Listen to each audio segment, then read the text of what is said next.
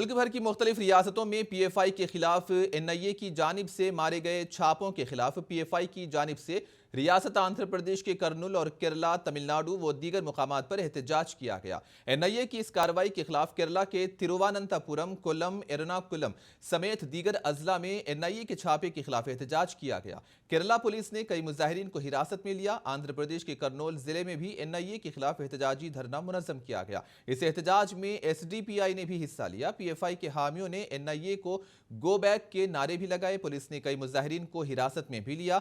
तमिलनाडु में PFI के हामियों की बड़ी तादाद ने इस छापे के खिलाफ में एहतजाज दर्ज कराया है।